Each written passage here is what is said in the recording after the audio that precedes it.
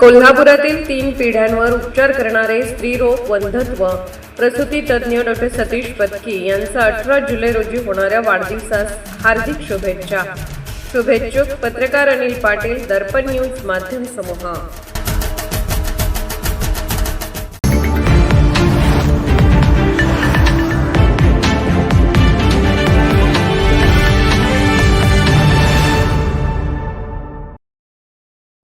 Bullet सफरीने राधानगरीच्या राजकारणात उडाली धूळ. कसबा वाळवे येथील भाजपचे युवक नेते सचिनदादांचा पुन्हा ए.वाय. पाटील गटाकडे वाटचाल.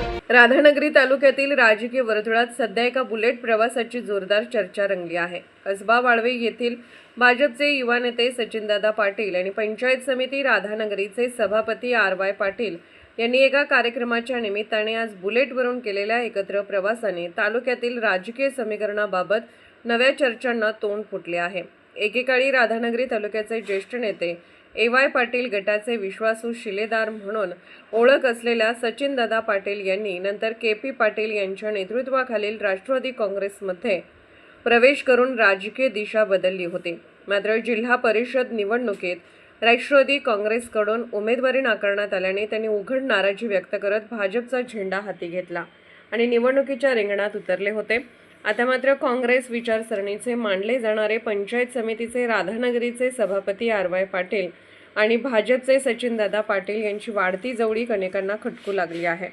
हा केवळ कार्यक्रमाचा योगायोग होता की आगामी राजकीय समीकरणांची नांदी, याबाबत तालुकाभर चर्चांना उधाण आले आहे. राधानगरी तालुक्यात आगामी स्थानिक स्वराज्य संस्थांच्या निवडणुकांची चाहूल लागली असताना अनेक राजकीय नेते नव्या आश्रयस्थानांच्या शोधात असल्याचे चित्र दिसत आहे. अशावेळी सचिनदादा पाटील पुन्हा ए.वाय. पाटील गटाच्या छत्रछायेखाली जाणार का, याबाबत कार्यकर्त्यांमध्ये कुजबूज सुरू झाली आहे. विशेष म्हणजे एकेकाळी राजकीयदृष्ट्या ए.वाय. पाटील यांच्यापासून दूर गेलेले चेहरे पुन्हा जवळ येत असल्याची चर्चा तालुक्यात रंगू लागली आहे.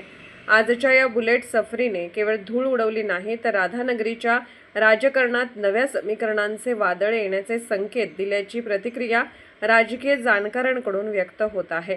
आता या भेटीमागे केवळ मैत्री होती की आगामी राजकीय डावपेचांची सुरुवात, याचे उत्तर येणारा काळच देणार आहे.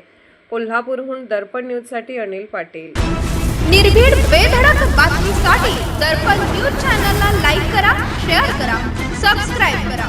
मुख्य संपादक अभिजित रांजणे, दर्पण न्यूज.